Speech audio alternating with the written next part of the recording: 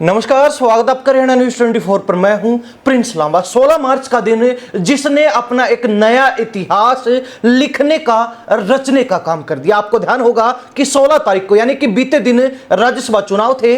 शाम 4 बजे तक वोटिंग होती है और इस वोटिंग में हरियाणा के 90 विधायकों में से 88 विधायक वोट डालते हैं। इनेलो के 2 विधायक इस चुनावी प्रक्रिया का हिस्सा बनने से इनकार कर देते हैं। इनेलो चुनाव से पीछे हट जाती है। लेकिन इसके बाद बारी आती है मतगणना की, यानी कि राज्यसभा चुनाव में जो वोटिंग हुई उसकी काउंटिंग की। हालांकि राज्यसभा चुनाव की जो वोटिंग है वो बैलेट पेपर पर होती है, तो इस प्रक्रिया में वोट भी 88 ही डले तो मतगणना में ज्यादा समय नहीं लगता। लेकिन बावजूद इसके हरियाणा राज्यसभा चुनाव की काउंटिंग 5 बजे शुरू होनी थी, लेकिन वो काउंटिंग लगभग 6 घंटे रुकी रही, अटकी रही और उसके बाद रात करीब 10:30-11 बजे के आसपास दोबारा से काउंटिंग शुरू की जाती है। और यह काउंटिंग 10:30-11 बजे शुरू होकर रात करीब 1 बजे पूरी होती है और 1 बजे परिणाम आता है। और इस परिणाम ने इस बार सबको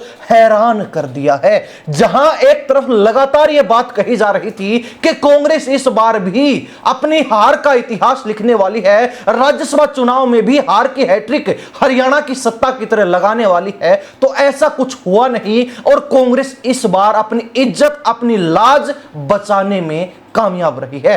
हरियाणा की 2 राज्यसभा सीटों को लेकर चुनाव था। पहली सीट किरण चौधरी का कार्यकाल पूरा होने के चलते खाली हुई, तो दूसरी सीट रामचंद्र जांगड़ा जो भाजपा के ही राज्यसभा सांसद थे, उनका कार्यकाल पूरा होने के चलते खाली हुई थी। तो ऐसे में एक सीट पर अब बीजेपी के संजय भाटिया राज्यसभा सांसद चुने जा चुके हैं, तो दूसरी सीट कांग्रेस के खाते में जा चुकी है और कांग्रेस के हाईकमान के द्वारा उतारे गए उम्मीदवार करमवीर बोध को राज्यसभा सांसद चुन लिया गया है। आपको बता दें कि यह जो वोटिंग का फासला है वो बेहद ही कम रहा, यानी कि कांग्रेस की जो जीत है वो 1 वोट की भी नहीं बल्कि आधे वोट की रही है। ऐसा कैसे हुआ और क्या वास्तव में ही कांग्रेस में क्रॉस वोटिंग हुई है, यह भी आपको बता देते हैं। सबसे पहले आपका यह जानना जरूरी है कि हरियाणा में 90 विधायक हैं, जिनमें से 88 विधायकों ने वोटिंग की थी। अब 88 विधायकों में से काउंटिंग के दौरान 3 वोट जो है कांग्रेस के रद्द कर दिए जाते हैं और 1 वोट बीजेपी का रद्द हो जाता है। और कांग्रेस का 1 वोट पहले ही चुनाव आयोग के द्वारा टोहाना से कांग्रेस विधायक परमवीर सिंह का जो वोट था वो रद्द कर दिया गया था। वीडियोग्राफी चेक करने के बाद उसमें टेक्निकल खामी पाई गई, सीक्रेसी वोट की लीक हुई, जिसके चलते वो पहले ही अमान्य कर दिया गया था। यानी कि कुल मिलाकर 4 वोट कांग्रेस के और 1 वोट बीजेपी का रद्द हुआ। अब विधायक बचते हैं 83 विधायकों के वोटों की गिनती के बीच 2 सांसद चुने जाने थे, तो ऐसे में जो जीत का आंकड़ा है वो 31 से घटकर 27 पर पहुंच गया। आपको बता दें कि संजय भाटिया जो बीजेपी के राज्यसभा सांसद के उम्मीदवार थे, पहली प्राथमिकता के 27.66 वोट मिले, तो वहीं निर्दलीय सतीश नांदल को 27.34 वोट मिले, जबकि कांग्रेस के करमवीर बोध को 28 वोट मिले। इस प्रकार नांदल जो है वो बोध से केवल 0.66 वोट यानी कि 1 वोट से भी कम अंतर से हार गए।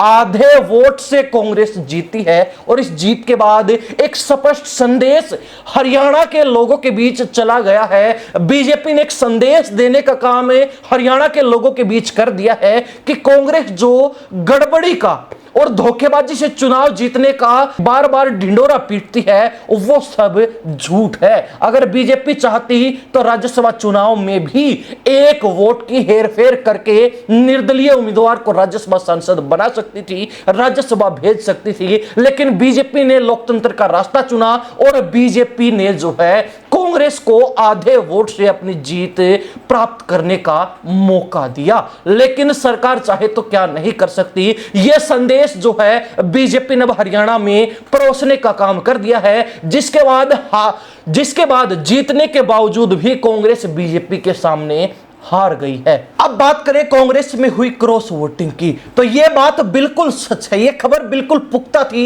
सूत्रों के हवाले से जो जानकारी हमने अब तक पहुंचाई थी कि कांग्रेस के विधायकों ने क्रॉस वोटिंग की है और कांग्रेस के विधायकों के द्वारा वास्तव में ही क्रॉस वोटिंग की गई है। जहां एक तरफ हरियाणा कांग्रेस के 4 वोट रद्द हो गए थे, तो वहीं दूसरी तरफ हरियाणा कांग्रेस के 5 विधायकों ने क्रॉस वोटिंग की है और कांग्रेस के 5 विधायकों के द्वारा निर्दलीय उम्मीदवार को वोटिंग की गई है।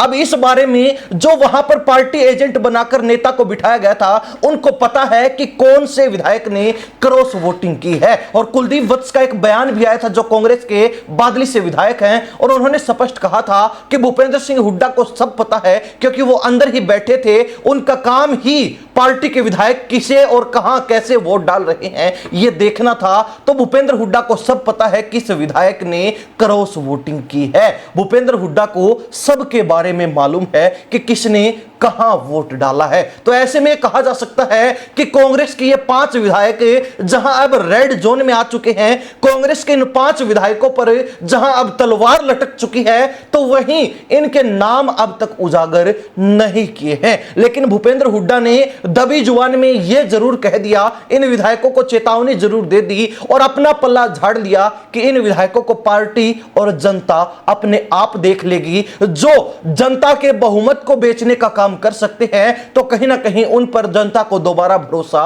नहीं करना चाहिए। और शायद ही हुड्डा भी अब इन 5 विधायकों पर दोबारा भरोसा नहीं करेंगे, ये तो तय लग रहा है। तो ऐसे में कहा जा सकता है कि कांग्रेस ने बड़े प्रयास किए, लेकिन बावजूद उसके कांग्रेस में 5 विधायक क्रॉस वोटिंग कर ही गए। और अगर कांग्रेस समय रहते नहीं चेतती, विधायकों को हरियाणा से हिमाचल शिफ्ट नहीं करती, तो ऐसे में हो सकता है कि कांग्रेस को और भी बड़ा नुकसान उठाना पड़ सकता था और कांग्रेस के कई और विधायक भी क्रॉस वोटिंग कर सकते थे। लेकिन यह कांग्रेस की सूझबूझ से, कांग्रेस की तत्परता से और कांग्रेस के जागरूक होने से ही बड़ा डैमेज कंट्रोल कर लिया गया और मोटा नुकसान होने से पहले ही छोटे मोटे नुकसान की भरपाई कर ली गई।